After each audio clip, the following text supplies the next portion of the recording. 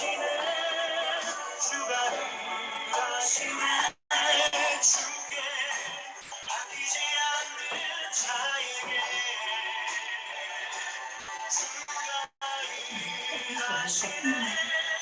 주가 일하시네. 주의 하면 된다.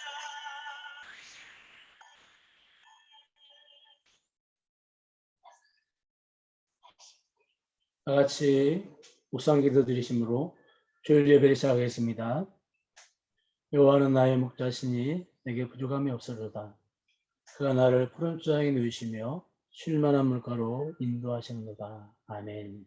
하나님 감사합니다. 전쟁터와 같은 세상에서 저희들이 살다가 오늘 이렇게 주님 앞에 나와 주님 품에서 참된 안식과 평안을 느끼며 예배할 수 있도록 해주시니 감사를 드립니다. 세상으로부터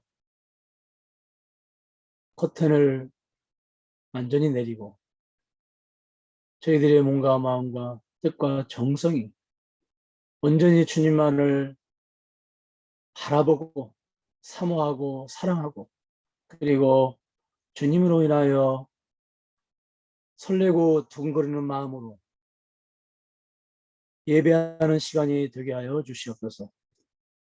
가장 행복하고 가장 기쁘고 가장 즐거운 시간이 예배 시간이 되어질 수 있도록 주여 은총을 내려 주시옵소서.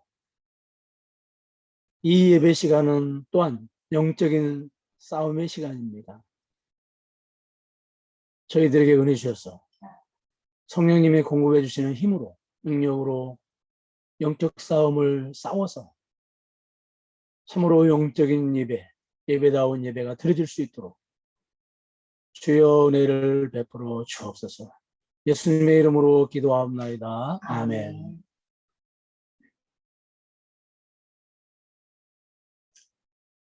찬송가 3장입니다.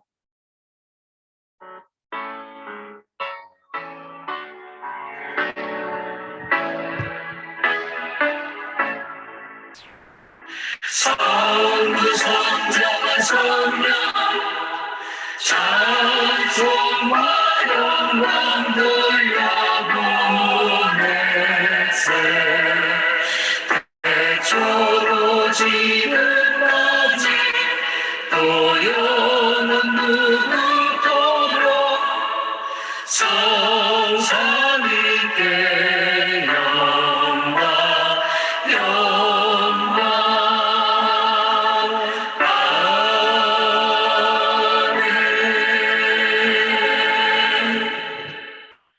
사도신경으로 신앙을 고백하시겠습니다.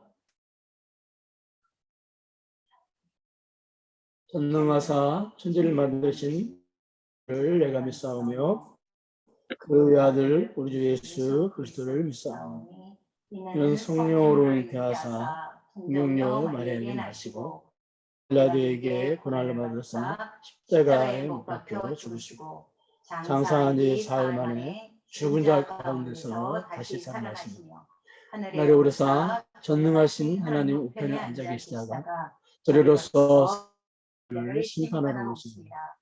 성령을 믿사오며 거룩한 공예와 성도가 서로 교통하는 것과 죄를 사해 주시는 것과 몸이 다시 사는 것과 영원히 사는 것을 믿사옵나이다. 아멘. 교동문 22번입니다.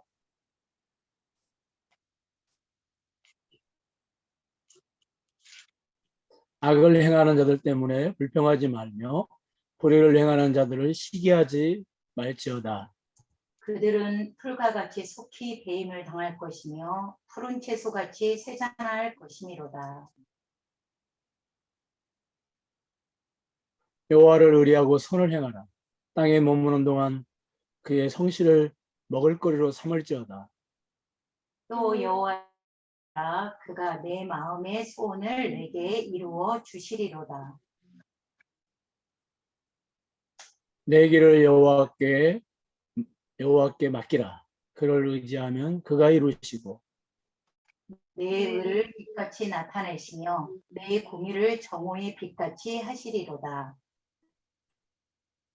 여호와 앞에 잠잠하고 참고 기다리라.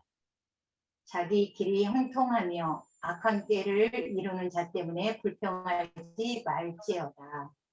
돈을 그치고 노를 노를 버리며 불평하지 불평하지 말라. 말라. 오히려 오히려 악을 만들 뿐이니라. 아멘. 아멘. 찬송가 70장입니다.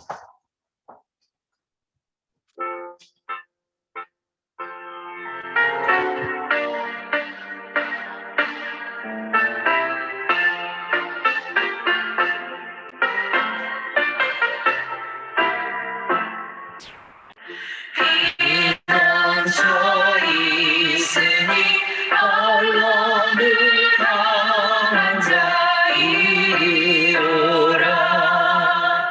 땅들이 변하고 물결이 일어나 산 위에 넘치되 무력하네. 이방이 떠들고 나라들 모여서 진노하나. 우리 주 목소리 한번 나라가며 천하의 모든 나라겠네.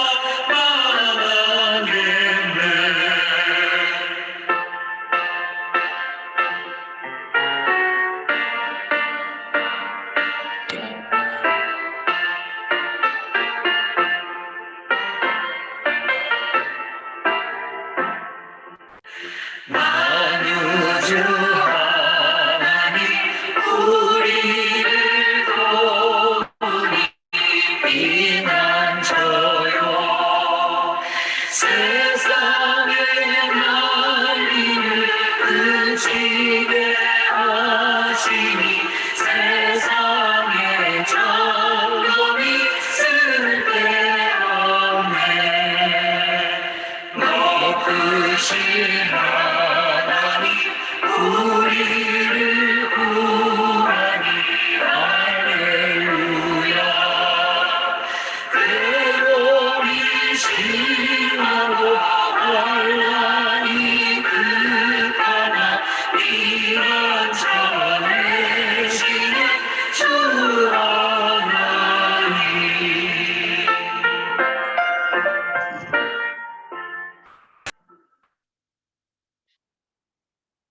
기도하시겠습니다. 세상의 소금과 빛이 되어 소금으로 그리고 빛으로 살아가게 하시는 하나님, 또한 그렇게 살아갈 수 있도록 말씀도 주시고 능력도 주시는 하나님, 근데 저희들이 그렇게 살지 못했음을 이 시간 고백합니다. 저희들을 용서해 주시옵소서. 죄악이 범람한 세상에서 주의 백성답게 살기가 얼마나 어려운지 저희들이 잘 압니다. 주여, 저희들에게 경건의 능력을 주시어서 저희들이 빛과 소금으로 살아가게 하여 주시옵소서. 수많은 유혹 앞에서 그 유혹들을 물칠 수 있는 힘을 주시고 또 그 유혹에 저희들이 밀려 넘어졌을 때에도 다시 일어날 수 있도록 은총을 내려 주옵소서. 특히 물질의 유혹을 받으며 살 때가 얼마나 많은지 알 수가 없습니다. 돈을 사랑하지 말고 하나님이 나를 버리지 않고 나를 떠나지 않는다는 믿음으로 살아야 한다고 말씀하셨는데 돈을 의지하고 바라보며 살 때가 얼마나 많은지 주님 저희들을 붙잡아 주셔서 주님이 전능하신 나의 아버지가 되심을 믿고 있는 것을 족하게 여기며 지족하는 삶을 살게 하여 주시옵시고 나의 또 내가 원하는 대로 내 마음대로 사용하는 것이 아니라 절제하며 살게 하여 주시옵소서. 우리 주변에 어려운 이들이 얼마나 많습니까?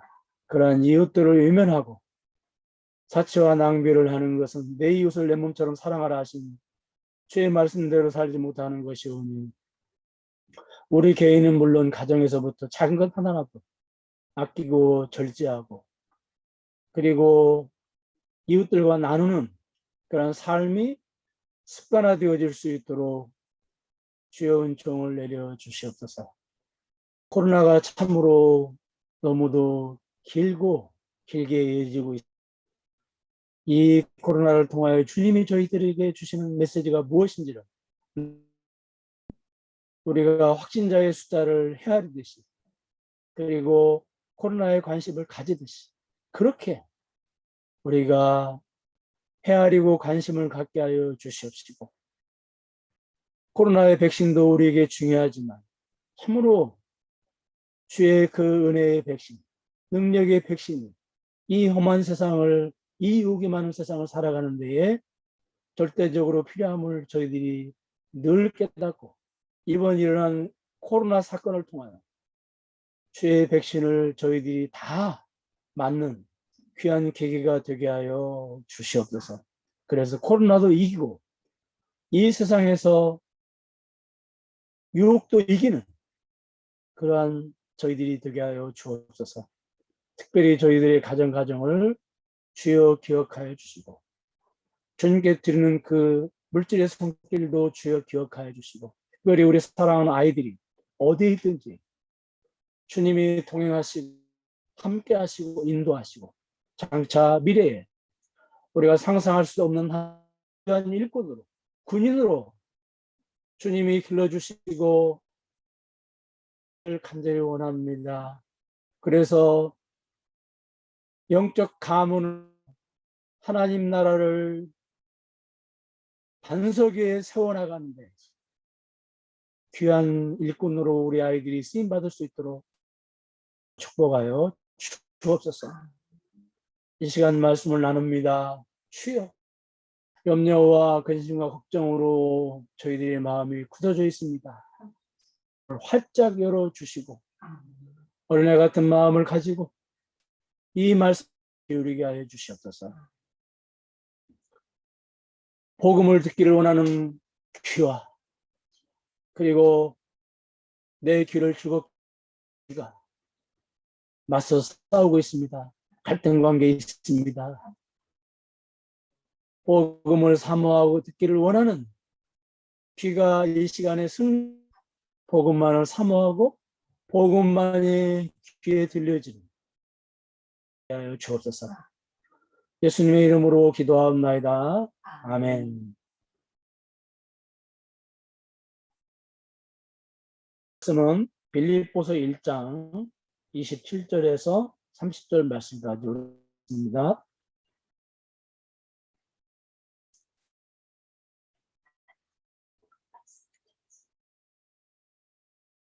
빌립보서 1장 여기 자막이 빠졌는데요. 우리 성경을 제가 읽어드리도록 하겠습니다. 빌립보서 1장 성경 있으신 분 읽어드리겠습니다. 27절부터 마지막 절까지입니다. 오직 너희는 그리스도의 복음에 합당하게 생활하라. 이는 내가 너희에게 가보나 떠나 있으나 너희가 한 마음으로 서서 한 뜻으로 복음의 신앙을 위하여 협력하는 무슨 일이든지 대적하는 자들 때문에 두려워하지 아니하는 이 일을 듣고자 합니다. 멸망의 증거요 너에게는 구원의 증거. 이는 하나님께로부터 난 것이다. 그리스도를 위하여 너에게 은혜를 주신 것은 다만 그를 위하여 고난도 받게 하려 하십니다. 너희에게도 그와 같은 싸움이 있으니 너희가 내 안에서 본 바요 이제도 내 안에서 듣는 바니라. 아멘. 지난 시간에 바울의 삶은 첫째도 그리스도, 둘째 셋째는 자기 자신을 위한 삶이 아니라 첫째도 그리스도, 셋째도 그리스도, 오직 살아도 그리스도, 죽어도 그리스도를 위해서 산 사람이었다고 말씀을 드렸습니다. 오늘은 이어서 27절에서 빌립보 교인들에게 복음에 합당하게 생활하라고 합니다. 합당하게, 이 합당하게라는 말은 옷차림과 관련해서 사용되던 표현입니다. 때와 장소에 맞는 복장이 있고 부적절한 복장이 있습니다. 결혼식장에 트레이닝복 신부보다 화려한 옷을 입는 것은 부적절한 옷차림이죠. 때는 격식을 차리면서도 단정한 옷을 입어야 합니다. 이렇게 때와 장소에 어울리고 걸맞는 옷을 입을 때 합당하다는 표현을 합니다. 근데 누군가 때와 장소에 어울리지 않는 옷을 입고 다닌다면, 그 옷을 입고 나타난다면 때와 장소에 합당한 옷을 입으라고 권면할 것입니다. 바울이 지금 빌립보 교인들에게 복음에 합당한 생활을 하라고 한 것을 보면 빌립보 교인들이 복음에 합당한 삶을 살고 있지 않는 것입니다. 그래서 바울은 복음에 합당한 삶을 살라고 빌립보 교인들에게 충고하고 있습니다. 그렇다면 복음에 합당한 생활은 무엇입니까? 여러분, 복음에 합당한 생활을 알려면 복음이 무엇인지를 알아야 되겠죠. 여러분, 복음이 무엇입니까? 좁게는 예수 믿고 구원받는 것을 말합니다. 예수 믿고 구원받는 것이 복음이죠. 복된 소식이죠. 그러므로 합당한 삶을 살라는 말은 예수 믿고 구원받은 사람답게, 예수쟁이답게 살라는 그런 말입니다. 그런데 이 생활하라는 말의 원문의 의미는 시민답게 살라, 그런 뜻입니다. 그럼 따라서 하겠습니다. 시민답게 살라. 시민답게 살라. 시민답게 살라. 바울은 3장 20절에서 우리의 시민권은 우리의 시민권은 빌립보서 3장 20절에서 우리의 시민권은 하늘에 있는지라, 이렇게 기록을 하고 있습니다.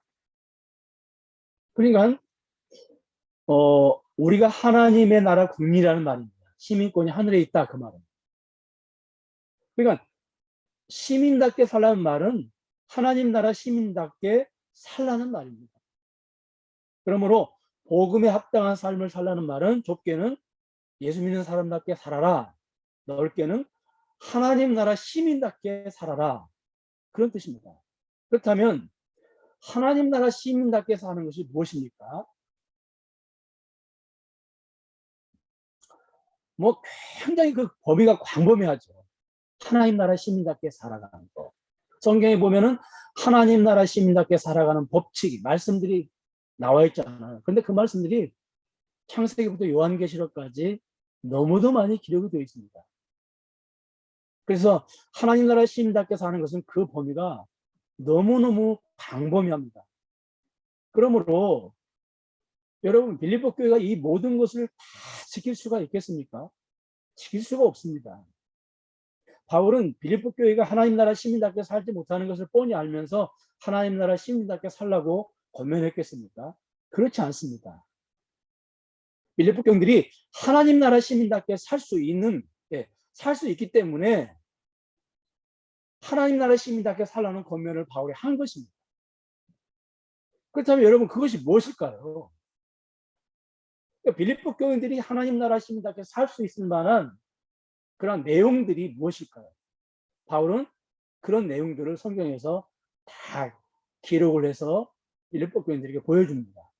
5절을 보니까 복음에서, 여기 보니까 복음을 위한 일에 참여하고, 그다음 7절을 보면 거기 보니까 복음을 변명함과 확정함에, 그다음에 12절 복음의 진보가, 복음 전파의 진전이, 그렇죠?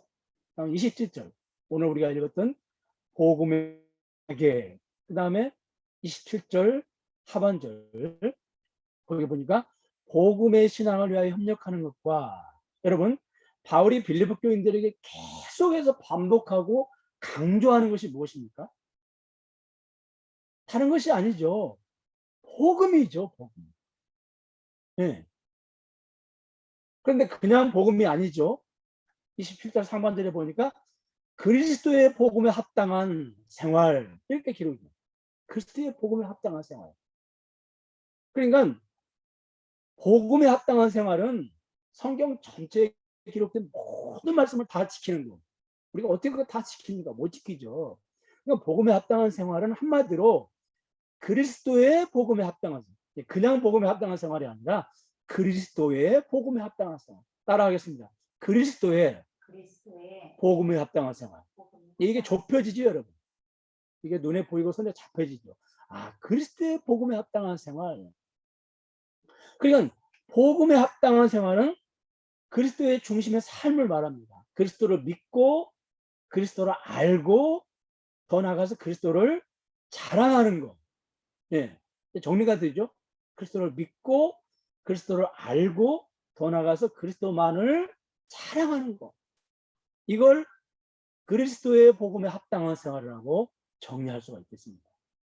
베드로전서 2장 9절을 보니까 우리 한번 같이 읽겠습니다. 시작. 그러나 너희는 택하신 족속이요 왕같은 제사장들이요 거룩한 나라요 그의 소유가 된 백성이니 이는 너희를 어두운 데서 불러내어 그의 기이한 빛에 들어가게 하신 이의 아름다운 덕을 선포하게 하려 하십니다. 아멘. 우리를 왜 택하시고 왜 왕, 제사장, 선지자를 삼으셨다는 겁니까?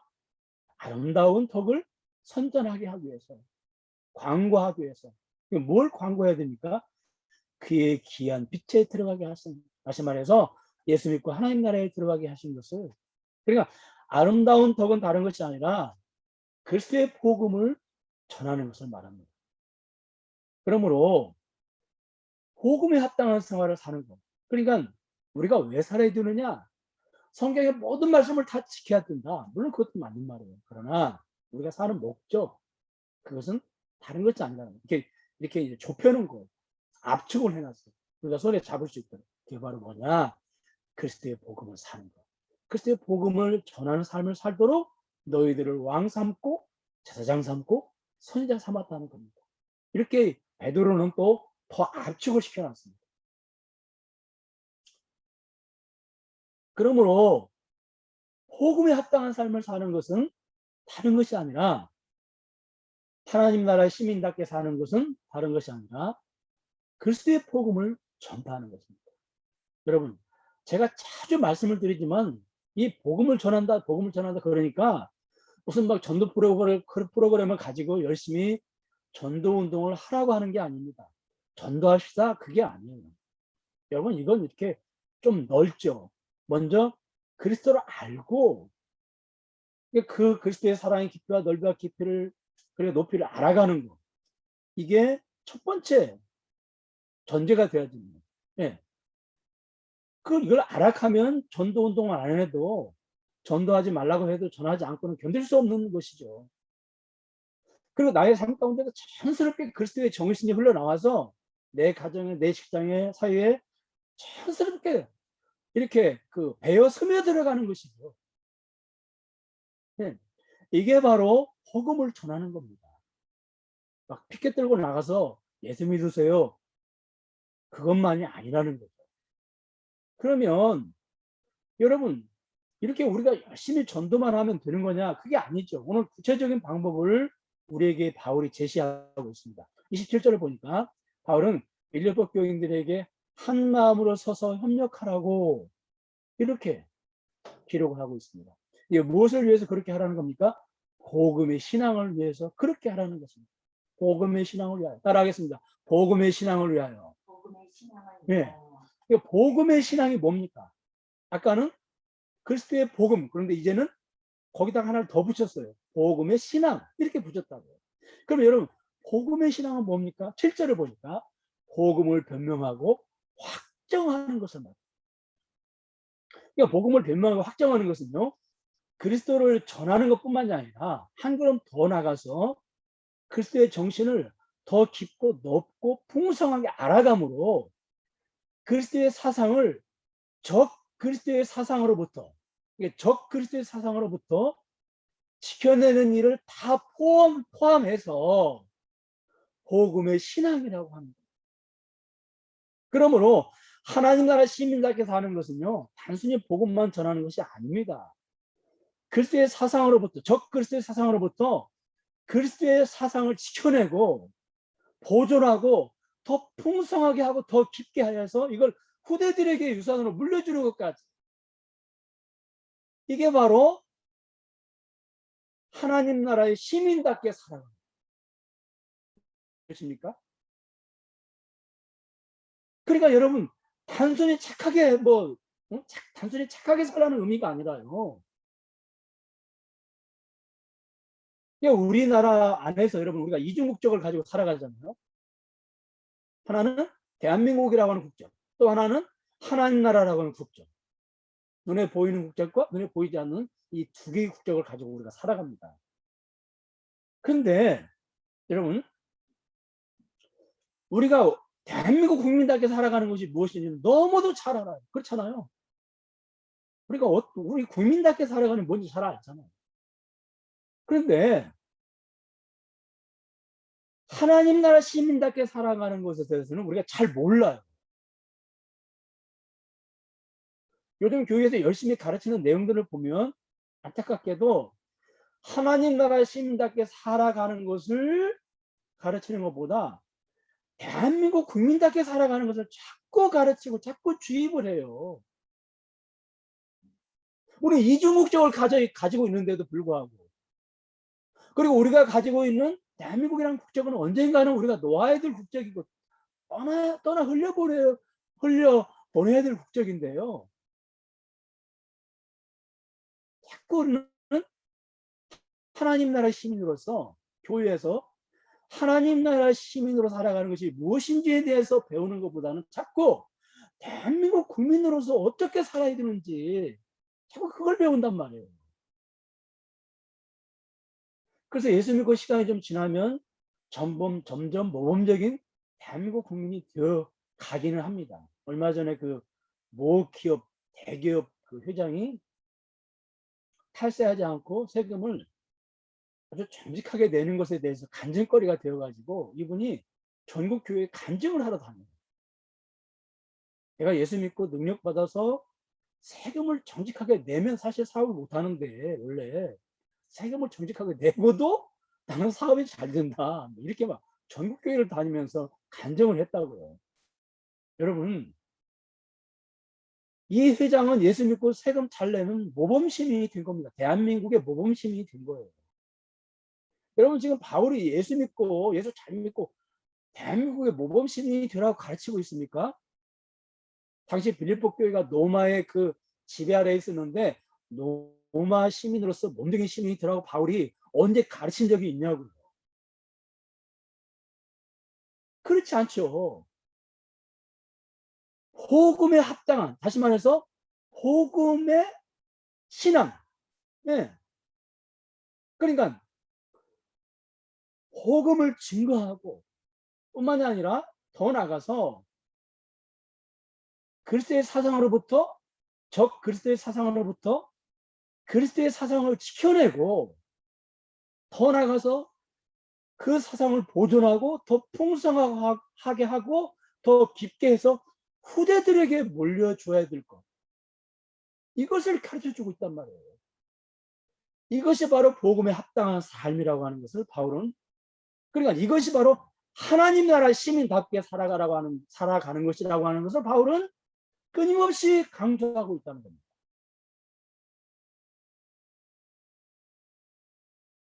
그러면서 여러분, 이것이 이 일이 얼마나 중요한지, 정말로 이 일을 위해서 교회가 얼마나 에너지를 쏟아야 되는 것인지, 이걸 이제 바울이 설명을 하는데요.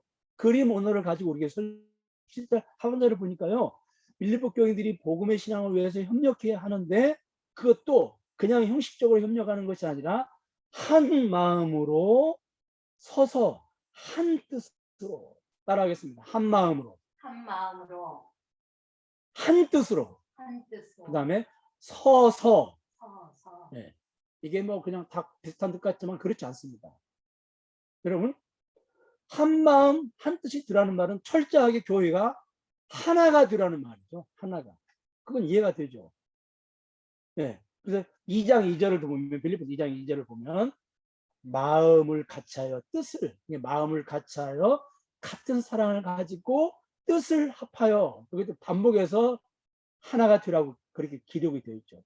왜 바울이 왜 이런 말씀을 강조하냐면, 빌립보 교회에 분열의 조짐이 있었기 때문에 그렇습니다. 4장 2절을 보면, 구체적으로 그 유오디아 그리고 순도교회 이름까지 거론이 되죠. 이 두 여인은 빌립보 교회의 중직자들입니다. 이 두 여인이 한 마음을 가지지 못한 결과 결국에는 두 여인을 따르는 사람들도 이게 자연스럽게 나눠지지 않겠습니까? 그래서 바울이 이 소식을 듣고 이 분열의 조짐이 있었던 빌립보 교회를 생각하면서 매우 안타깝게 생각을 하는 겁니다. 여러분, 여기 지금 한 마음 한 뜻으로 협력하라는 말씀은 이게 좀 그림이 우리가 잘 안 그려지는 거예요.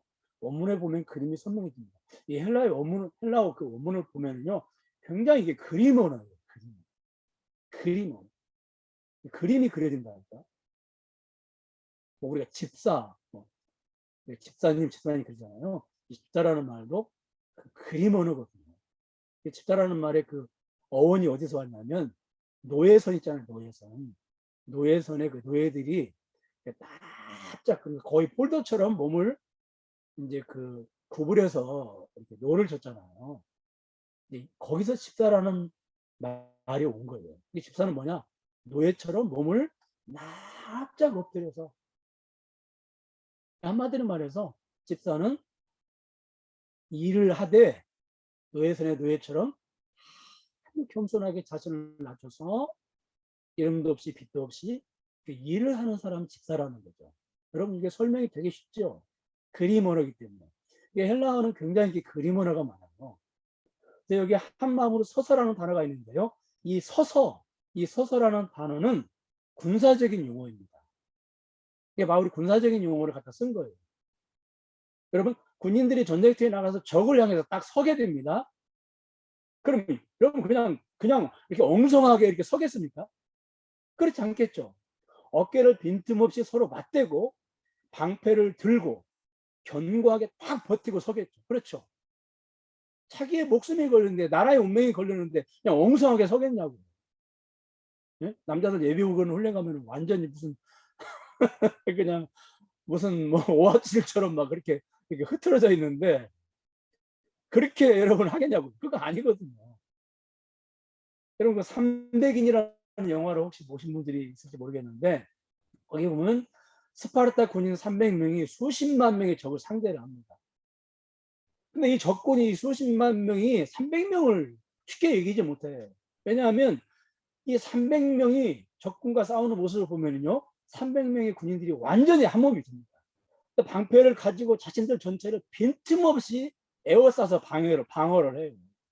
그러니까 뭐 적들의 그 활이나 창이 뚫지를 못하는 겁니다. 여러분, 이 모습이 바로 서서라는 뜻입니다. 서서. 그리고 협력하다는 말의 원어의 의미도요, 함께 경기에 임하다, 한 팀을 이루어 싸우다, 그런 뜻입니다. 따라서 하겠습니다. 한 팀을 이루어 싸우다. 그러니까 이 단어를 조합을 해보면요, 한 마음으로 서서 한 뜻으로 복음의 신앙을 위해서 협력하라는 말은, 그러니까 빌립보 교회가 한 팀이 되어서 복음 신앙을 위해서 힘을 합쳐서 싸우라는 것입니다. 근데 빌립보 교회가 지금 분열이 되어 있습니다. 그것은 마치 적을 향해서 쏘아야 할 군인들이 아군을 향해서 총을 쏴대는 거예요. 아군에게 폭탄을 투척하고 아군에게 미사일을 쏘아대는 겁니다. 그리고 틈이 벌어져 가지고 적의 총칼이 그 틈을 비집고 들어올 수 있는 겁니다. 지금 여러분, 우리가 이 바울서 하신 빌립보서를 보면은요, 이게 좀 갑자기 뭐 복음에 합당한 삶, 천국 백성의 삶, 복음의 신앙, 복음의 사역, 이렇게 좀 훈훈한 이야기를 하다 갑자기 싸움, 전투, 이런 심각하고 무시무시한 말을 갑자기 꺼내요. 왜 그러냐면 빌립보 교회에 맞서야 될 대적들이 있기 때문에 그래요. 적군들이 있기 때문에. 근데 29절을, 그럼 29절을 보니까 아무 일에든지 대적하는 자들로 인하여 두려워하지 말라, 이렇게 기록이 되어 있습니다. 우리 한번 따라서 하겠습니다. 28절인가요? 28절?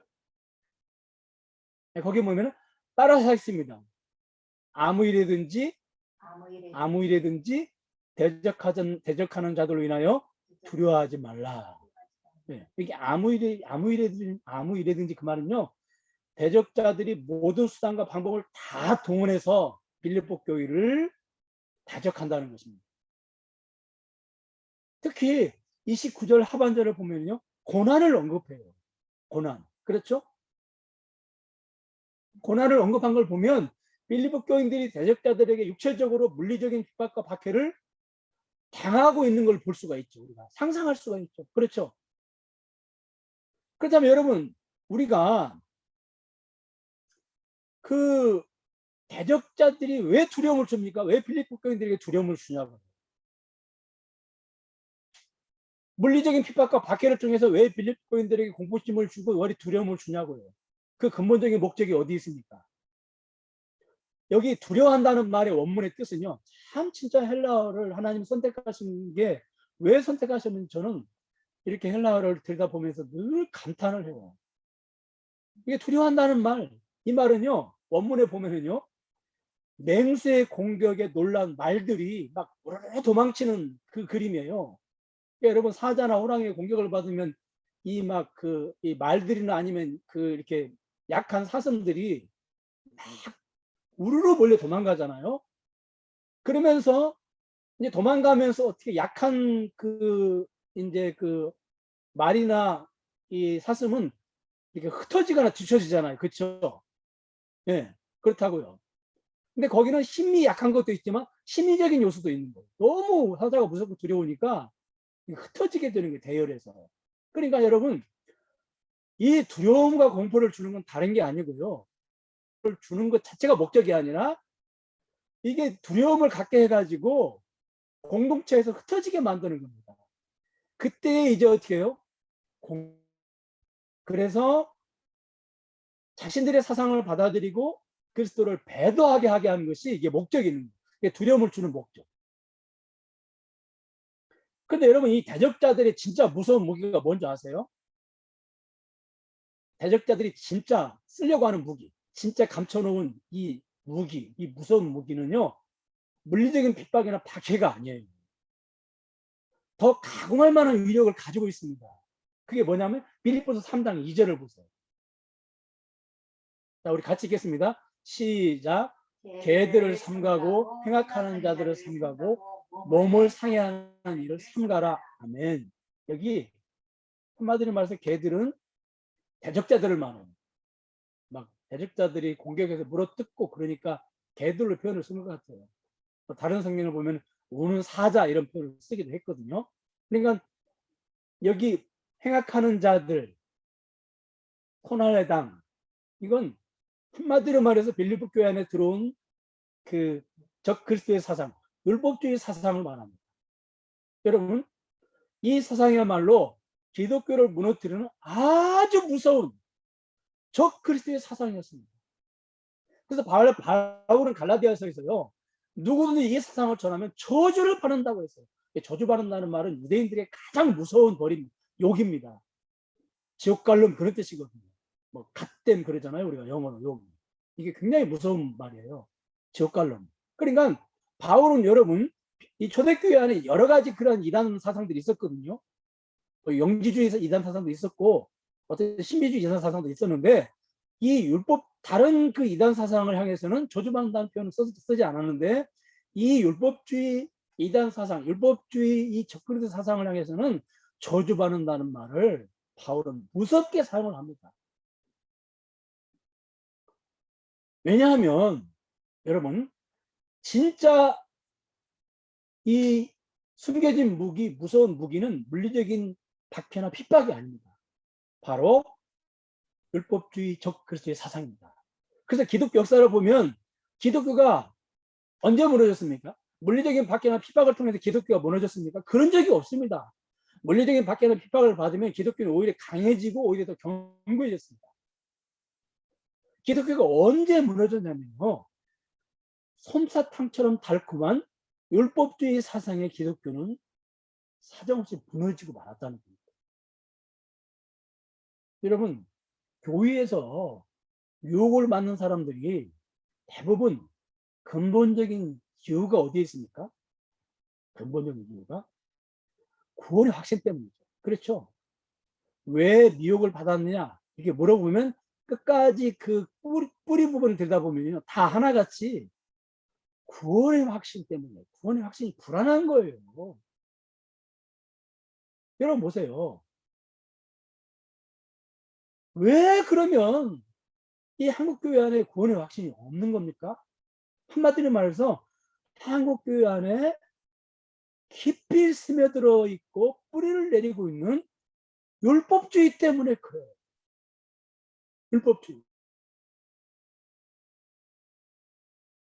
그냥 예수만 믿어서는 안 되고 무엇인가 해야 한다는 설교를 계속 듣다 보면은요, 자기도 모르게 구원의 확신이 사라지고 구원에 관해서 불안해지는 겁니다. 불안해지는 거예요. 여러분, 적그리스도의 사상이 물리적인 핍박이나 박해보다 왜 더 무섭습니까? 물리적인 핍박이나 박해는 육체만 상하게 하지만 적그리스도의 사상은 영혼에 치명타를 입히고 결국 배교까지 하게 하기 때문입니다. 그러므로 빌립보 교인들의 진짜 싸움은요, 핍박과 박해와 싸움이 아니에요. 복음의 신앙을 무너뜨리는 적그리스도적인 사상과의 싸움인 거예요. 다시 말해서 율법주의와의 싸움인 겁니다. 순수한 복음의 율법주의를 섞어서 복음이 복음되지 못하게 하는 이 무서운 사상과 싸워야 되는 것입니다. 누가? 빌립보 교회가. 그런데 이 싸움은 빌립보 교회에서만 일어나는 싸움이 아닙니다. 자기들의 싸움입니다. 아담과 하와는 선악과를 따먹지 말라는 순수한 하나님 말씀을 가지고 그 사탄의 사상, 즉 적그리스도의 사상으로부터 지켜야 될 사명을 가지고 있었습니다. 근데 아담 부부는 적그리스도의 사상에서 에덴을 지키지 못했어요. 에덴 동산 이후에 구속 역사 속에서 이 싸움은 수없이 반복이 되고 있고, 그러니까 사탄의 사상으로부터 진리의 말씀을 지켜내느냐, 지켜내지 못하는 싸움이 구속 역사에서 끊임없이 반복이 되는 거예요. 여러분 보세요. 아담과 하와가 그 싸움에서 지니까 에덴 동산에 하나님께서 예비하신 모든 복을 다 잃어버리잖아요. 구속 역사를 보면은 왜 하나님 백성들이 은혜로운 은혜를 하나님께로부터 주시는 은혜를 우리가 다 받지 못하고 살아갑니까? 왜 결핍된 우리가 삶을 살아갑니까? 여러 가지가 이유가 있지만 가장 근본적인 이유는 다른 게 아닙니다. 이 진리 싸움에서 우리가 지기 때문에 그래요. 여러분 구속사를 보면은 하나님 나라가 언제 가장 여러 가지 뭐 어떤 그 공력이라든지 아니면 어떤 물질적인 부분이라든지 그런 것들이 가장 강력했나요? 다른 게 아니죠. 진리 싸움에서 이길 때, 승리할 때, 그때 하나님께서 그런 은혜들을 주십니다. 여러분, 에베소 6장 12절에 보니까 우리의 싸움은 에베소 6장 12절 같이 읽겠습니다. 시작. 우리의 싸움은 혈과 육을 상대하는 것이 아니요 통치자들과 권세자들과 이 어둠의 세상 주관자들과 하늘에 있는 악한 영들을 상대하는. 그러니까 우리의 싸움은 세상을 상대하는 싸움이 아니에요. 악의 영들을 상대하는 싸움입니다. 그러니까 돈이나 권력이나 명예나 건강과의 싸움이 아니라 우리의 근본적인 싸움은 영적 싸움인데, 이 영적 싸움이라는 것은 한마디로 말해서 진리 싸움입니다. 따라하겠습니다. 영적 싸움은 진리 싸움이다. 영적 싸움은 진리 싸움이에요. 여러분, 전쟁이 편하고 즐거운 사람이 어디 있습니까? 전쟁은 끔찍하고 고통스러운 것이죠. 영적 전쟁도 다를 바 없습니다. 그냥 마음 같아서는 우리가 영적 전쟁 같은 것은 없었으면 좋겠어요.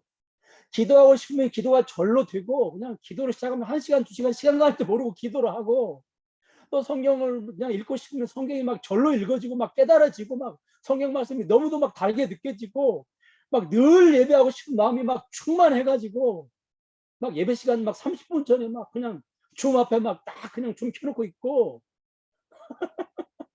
요즘 우리 교인들이 줌 켜는 속도가 점점 느려지고 있는 거예요. 그랬으면 얼마나 좋겠어요. 안 그래도 치열한 경쟁 속에서 살아가는데 신앙생활 하나만이라도 내 마음대로 편하게 좀 했으면 좋겠다는 마음이 여러분과 저에게 있잖아요. 그렇잖아요, 여러분. 신앙생활 하나만큼이라도. 그런데 우리는 이 영적 싸움에서 피할 수가 없어요. 영적 전쟁이 지금 설교를 듣는 이 순간에도 우리 안에 일어나고 있어요. 설교 들으면서도 진리의 말씀에 귀를 기울이고 싶은 마음, 귀를 돌이켜 허탄한 이야기를 붙잡고 싶은 마음.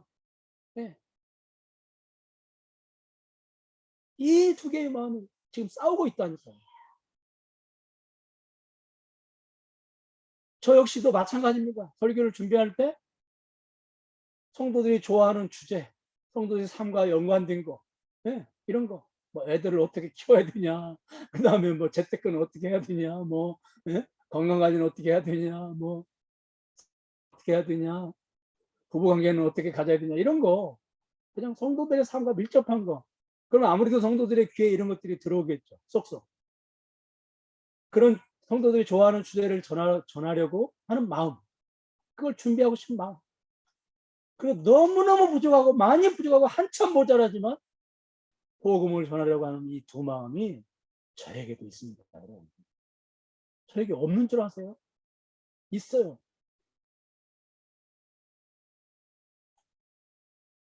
그런데 그래서 우리 교회가 이 싸움이 보통 심각한 싸움이 아니에요. 전쟁터에 나가서 적군을 맞이할 때 그 싸움과 똑같은 거예요. 그래서 바울은 군사적인 용어를 갖다가 사용을 한 겁니다. 여러분. 그런데 문제는 우리 한국 교회가 영적 싸움을 싸울 수 있는 군인들이 교회 안에 있느냐는 거예요. 영적 싸움을 싸울 만한 군인들을 교회가 길러 놓았다는 거죠. 그래서 기자가 너희가 신앙생활을 오래 해서 딱딱한 음식을 먹어야 하는데 아직 이유식을 먹고 있다고 안타까웠죠. 너희들 신앙생활을 오래 했으니까 이제는 성인이 되어야 되는데 아직도 너희들은 어린아이에 머물러 있다는 겁니다. 히브리서 기자가 교회 안에 군인들을 넣고 아이들만 있는 것을 안타까워했던 것처럼 혹시 우리 한국 교회 안에도 군인 되신 아이들만 가득한 것은 아닌지 우리가 한번 살펴봐야 되겠습니다. 바울은 결코 빌립보 교인들을 군인으로 키우려고 했지. 전쟁터에 나가서 정말로 치열하게 싸워야 될 군인들로 빌립보 교인들을 키우려고 했지 아이로 키우려고 하지 않았다고 하는 사실입니다. 그래서 27절 중반절에 보니까요. 참 바울이 복음의 신앙을 위해서 한 마음과 한 뜻으로 싸우라고 말을 하기 전에 27절 중반절에 보니까 이런 말씀이 기록이 되어 있습니다. 내가 너희를 가보나 떠나 있으나 내가 너희에게 가보나 떠나 있으나 따라서 하겠습니다. 내가 너희에게 가보나 떠나 있으나 내가 너희에게 가보나 떠나 있으나 이게 무슨 뜻이에요? 그러니까 내가 너희들과 함께 있든지 없든지 그 뜻이죠. 한마디로 말해서 바울 자신을 의지하지 말고 바울이 중심이 되어서가 아니라 그리스도를 온전히 의지하고 그리스도가 중심이 되고 그리스도께서 주시는 능력으로 싸우라는 거예요. 그러니까 나 의지하지 말고 나 없어도 너희들이 스스로 일어나서 스스로 협력해서 싸우라는 거예요. 적군의 장수가 없지만 그러니까 군대에 대장이 없어요. 장군이 없어요. 장군이 없지만 너희들이 다 장군이 되어서 예, 그 뜻이에요. 나가 싸워라. 대장 되신 예수님을 의지하고 대장 되신 예수님을 앞세우고 너희들 스스로 장군이 되어서 싸워라. 여러분. 그런데 우리 한국교회는 어떻습니까? 우리 한국교회 초기에는요.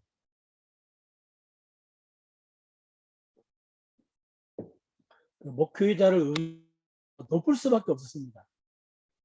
왜냐하면 성도들이 한글도 모르는 분들이 굉장히 많았고요. 그래서 설교를 듣는 수준이라든지 성경을 공부할 수 있는 환경이 굉장히 열악했습니다. 근데 목회자 수가 적어가지고 목사님 한 분이 10교회를 다니면서 순회하면서 이렇게 목회를 하시고. 근데 지금은 여러분 어떻습니까? 우리의 환경은 어때요? 막 기독교 서점에 가보면 각종 주석 성경이 산더미처럼 쌓여 있고요. 각종 신앙 서적, 성경 공부 홍수, 설교 홍수 속에서 우리가 살고 있습니다. 그래서 일반 성도들의 수준이, 지금 우리 일반 성도들의 수준이요, 당시 우리 한국교회 초대교회 그 당시 목회자의 수준보다 훨씬 높아요. 훨씬 높아졌어요. 그런 환경이 조성이 되어 있습니다. 그러니까 성도들이 홀로서기를 할 수 있는 환경이 너무도 잘 조성이 되어 있어요. 그런데 아직도 안타깝게도 우리 한국교회는 목회자 의존도가 높습니다. 그래서 목회자가 부재가 되잖아요. 그럼 막 교인들이 우왕좌왕 갈피를 못 잡아요. 저는 그 어렸을 때 시골교회에서 자랐는데 목사님 이사 가신다니까 교인들이 나와가지고 목사님 그 이삿짐 실어놓은 그 트럭 바퀴 앞에 가서 딱 들어 눕더라고요. 저 깜짝 놀랐어요. 너무 놀랐어요. 트럭이 굴러버리면 어떻게 하나? 왜 그래요? 목사님 안 된다는 거야. 안 뺏긴다는 거야. 그럼 막 그쪽에 목사님 이제 그쪽 교회에서 또 싸우는 거예요. 두 교인들이 서로 쟁탈전이 벌어져요. 우리 목사님 안 된다. 근데 저는요 그때 어렸을 때 처음 올 때는 그게 굉장히 목회 잘하는 줄 알았어요. 지금 깨닫고 보니까 그 목회를 너무너무 잘못한 거예요. 여러분, 바울이 언제 목회자를 자기를 바울이 여러분 얼마나 대단한 목회자입니까? 근데 언제 자신을 식역화했습니까? 자신을 어떻게 무당처럼 그렇게 여기도록 한 번이라도 그런 언급을 한 적이 있습니까? 근데 우리 한국교회는 아직도 목회자가 신격화되고 있어요. 아직. 네. 여러분 세계 어느 교회가 이렇게 그 화면, 서울 본사에서 화면을 송출하면 세종시, 대전 이런 데서 그 화면을 보고 예배를 드리는 교회가 어디 있습니까? 우리 한국 교회는 아직도 그런 교회들이 많이 있어요. 본사가 있고 지점 교회가 있어요. 대단하지 않습니까, 여러분? 이게 목사가 신격화되지 않고 목사가 무당처럼 여기지 않으면 이게 있을 수가 없는 일이에요. 이게 어떻게 가능합니까?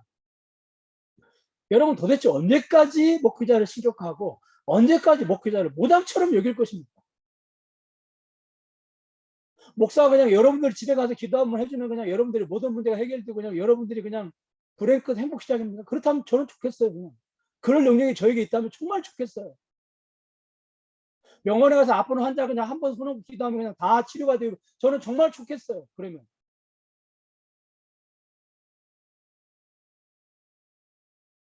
여러분 물론 여기에서는 목회자들의 책임이 크다는 것을 부인하지 못합니다. 교인들이 넘어지면 스스로 일어날 수 있도록 좀 지켜보고 용변을 못 가리면 갈 수 있도록 기다려야 되는데 그냥 넘어지면 곧장 달려가서 일으켜주고 용변을 못 가리면 기저귀 가방 가지고 달려가서 막 기저귀 갈아주고 베이비 파우더 발라주고 이게 다 저희들 목회자의 책임이 크죠. 여러분 바울은 빌립보 교인들을 훈련시키기 위해서 그렇게 하지 않았어요. 너희들 나 없어도 내가 있는 것처럼 넘어지면 스스로 일어나고 스스로 용변도 챙겨 먹고 알아서 학교도 다녀오고 네. 여러분 이게 그렇잖아요. 여러분 이게 아이들을 사랑하는 방법이죠.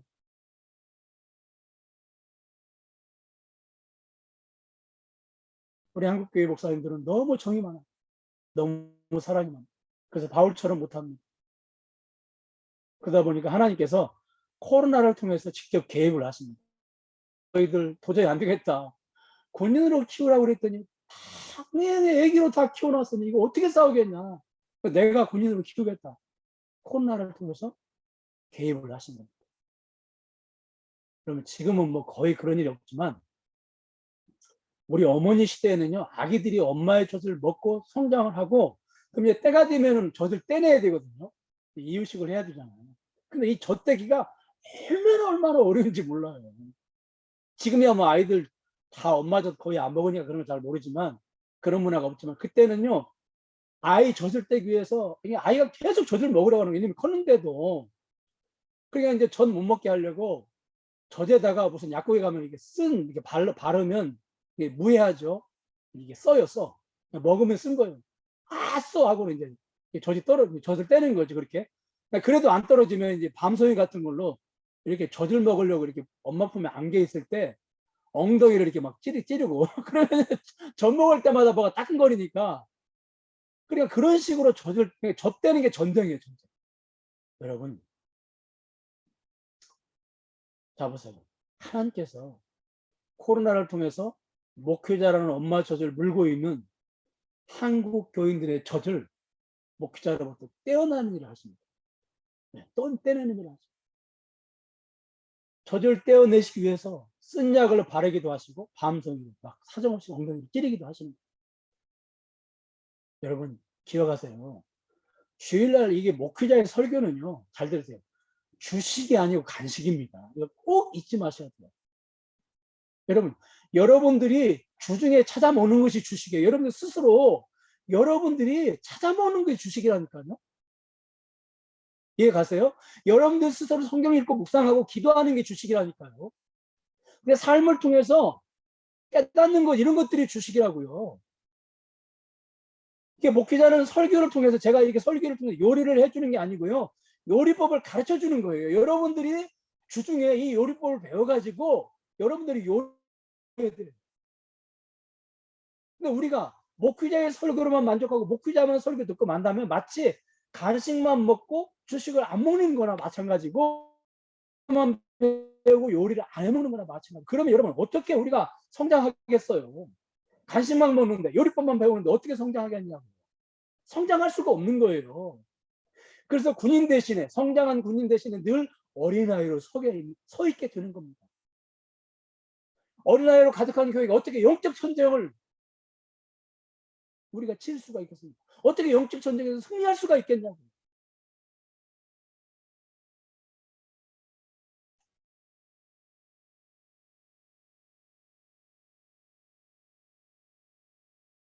저는 말씀을 맺겠습니다.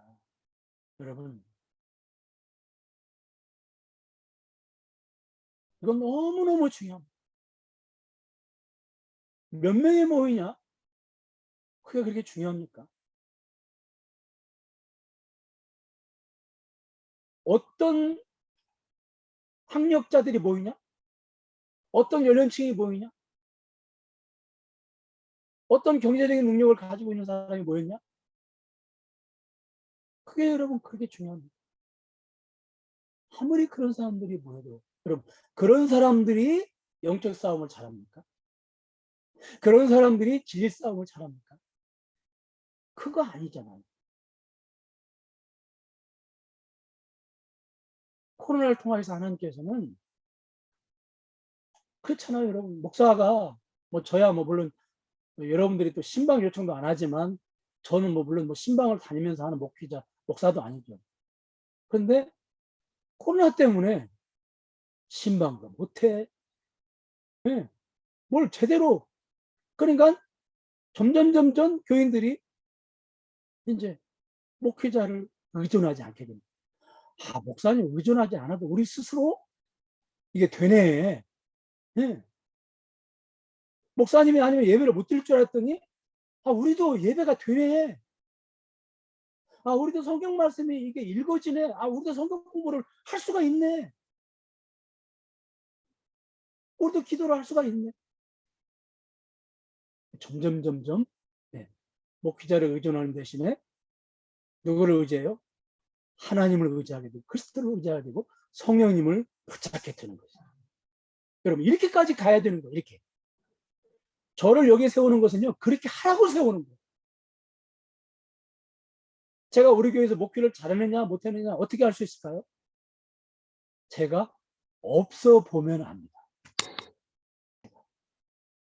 여러분 보면요, 바울이 세우는 그 교회들을 보면요, 아주 건강하게 딱 서 있는 교회는 바울이 없어도 흔들리지 않아요.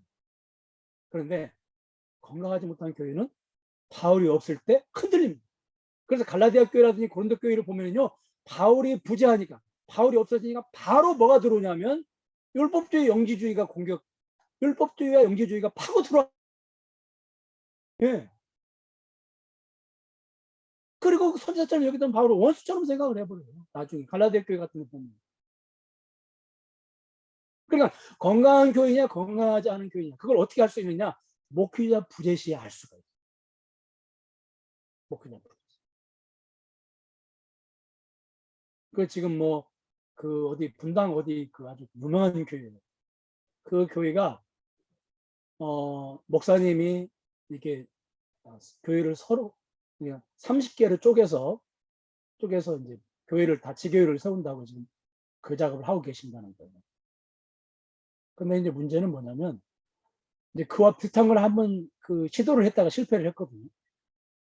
이제 50명씩 10교회에 교회를 보낸 거예요. 그 교회 교인들을 파송을 했는데 나중에 시간이 지나니까 이 교인들이 그 교회에 가가지고 적응을 하고 그 교회에서 신앙생활을 잘하라고 보냈는데 오히려 그 교회에 가가지고 우리 목사님 설교 한번 들어봐라. 그래가지고 오히려 그 교회 가서 교인들을 이렇게 뭐라고 해야 돼요? 묻혀가지고 나오는 거예요. 묻혀가지고.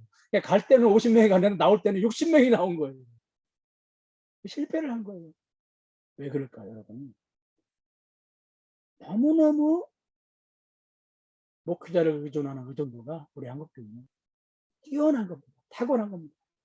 물론 뭐 거기 근본적인 문제가 뭔지는 알아요. 네. 근본적인 문제가 뭔지는 알죠. 근데 이번에 그러니까 이게 이제 30개 교회를 세우는 것도 우리가 보면서 다 걱정을 하는 거예요. 이게 반복이 될 것이다. 참 안타깝죠, 여러분. 여러분 꼭 기억하시기 바랍니다. 홀로 서기, 스스로 자라서. 제가 여러분들에게 주시는 말씀은요, 이건 간식이에요. 절대 주식이 아닙니다. 착각하지 마세요. 이거 간식입니다. 이거 그러니까 본식을 먹기 전에 디저트로 나오는 거예요. 이해가십니까? 이건요, 스프예요, 스프. 우리가 레스토랑 같은 데 가면 스프가 먼저 나오잖아요. 위를 부드럽게 해주라고. 그러니까 이건 위를 부드럽게 해주는 스프예요. 제가 전하는 말씀. 근데 진짜 주식은 여러분들이 삶 가운데서, 네, 이제는 여러분들 스스로 이걸 요리를 해서 드셔야 되는 겁니다.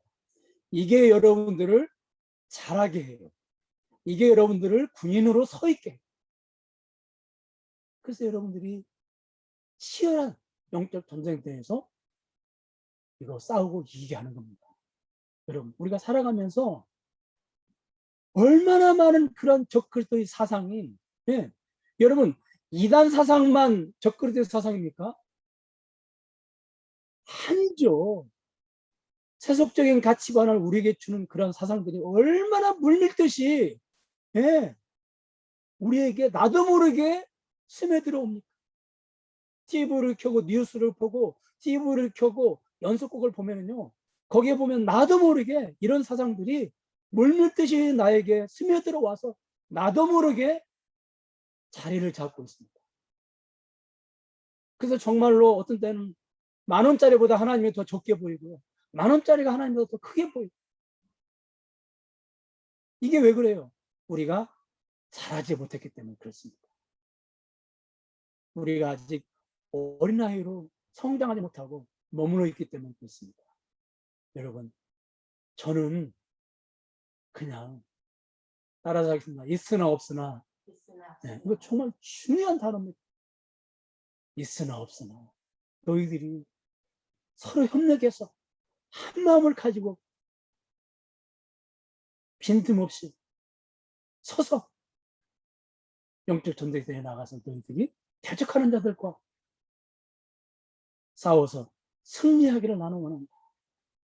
너희들이 다 군인이 되고 너희들이 다 대장이 되고 그리고 진짜 참모총장이신 예수님을 앞세우고 너희들이 나가서 싸우기를 원한다. 이렇게 바울이 말씀을 하고 있습니다. 여러분, 여러분들 다 성장해서, 저는, 네, 우리 교회 뭐 숫자가 많지 않지만 여러분들이 다 성장해서 정말로, 그렇잖아요. 우리가 어떻게 될지 모르잖아요. 뭐 통일이 되면은 북한에 가서 거기 가면은 목회자가 많이 부족할 테니까 여러분들이 목회도 할 수 있고, 여러분들이 성경 공부도 인도할 수 있고, 여러분들이 말씀을 전할 수도 있고, 여러분들이 예배도 인도할 수 있고, 그럴 수가 있잖아요, 여러분. 그런 사람으로 여러분들이 이렇게 자라기를 바랍니다. 성장하기를 바랍니다.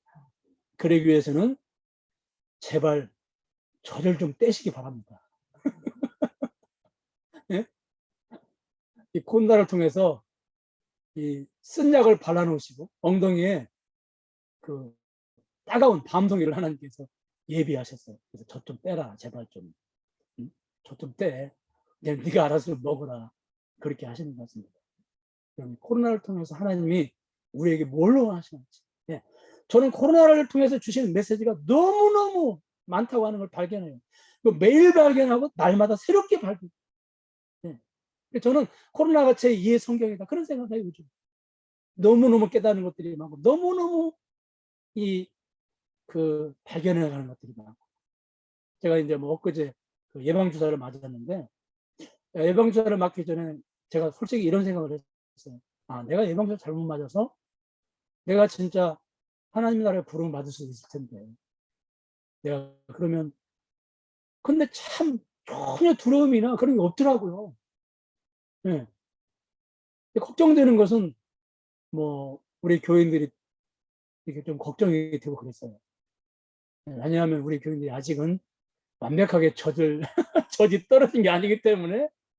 근데 또 하나님께서 예방주사 맞고 나는데 막 갑자기 발이 후끈거려서 굉장히 좀 힘들었는데, 그래서 제가 이거 발이 후끈거린다, 이대로 가는 거 아닌가, 뭐 하여튼 별 생각을 다 했습니다만 그래도 두려움이나 걱정은 없었습니다. 왜냐하면 더 유익한 곳으로 내가 간다는 걸 분명하게 믿기 때문에 그렇습니다. 여러분, 저는 말씀을 정리합니다. 바울이 정말로 피나게 빌립보 교인들이 싸울 대상은 다른 게 아니었습니다. 바로 율법주의였습니다. 율법주의. 예수도 믿어야 되지만 너희들 뭔가 허전하잖아, 너희들 불안하잖아, 그러니까 다른 거 없어, 좀 이런 거 몇 가지만 지키면 돼. 그러면 안전하잖아, 얼마나 든든해. 이 무서운 척거리도 사상. 그러다 보면 나중에 어떻게 됩니까? 그것만 붙잡게 되고 그리스도는 놓아버리게 됩니다. 네, 이게 굉장히 무서운 사상이에요. 저는요, 만약에 오늘날 바울이 살아있다면, 그래서 한국교회에 편지를 보낸다면 어떤 편지를 보낼까? 저는 정말로 갈라디아 교인들보다 더 무서운 질책과 책망을 하지 않았을까? 이 한국교회 목사들아, 예수님이 그것 때문에 십자가에 못 박혀 돌아가지만 너희들은 다시 율법주의를 붙잡고 뭐 11조 안 하면 지옥 간다. 응? 뭐 막 그냥, 야, 정말로 여러분 기억하시기 바랍니다. 바울이 진짜 싸웠던 것이 무엇입니까? 바울이 피비린내 나게 처절하게 싸우려고 했던 것들이 무엇인지를 우리가 꼭 기억하고, 율법주의 붙잡지 말고 그리스도의 사상, 그리스도의 정신, 그리스도를 알아가는 일에 여러분들이 최선을 다하고, 또 여러분들이 스스로 잘 자라서 일당백의 그러한 특공대가 되시기를 주의 이름으로 부탁드립니다. 기도하겠습니다. 하나님, 바울이 처절하게 피비린내 나게 싸웠던 것은 다른 것이 아니라 율법주의였습니다. 오늘날 바울이 살아서 한국교회를 바라본다면 어떤 책망을 하게 될까요? 어떤 마음을 가지게 될까요? 하나님, 우리 교회에는 너무도 많은 율법주의가 풍성하게 퍼져 있고 깊이 뿌리를 내리고 있습니다. 하나님, 그리고 우리가 아직도 목회자를 의존하고 의지하고 우리 신앙이 자라지 않고 있습니다. 하나님, 목회자를 의존하지 말게 하시고 하나님을 의지하고 하나님을 바라고 예수님 대장 삼아 장군의 반열에서 영적 싸움에 날마다 승리하고 그런 저희이 되게 하여 주시옵소서. 예수님의 이름으로 기도하옵나이다. 아멘.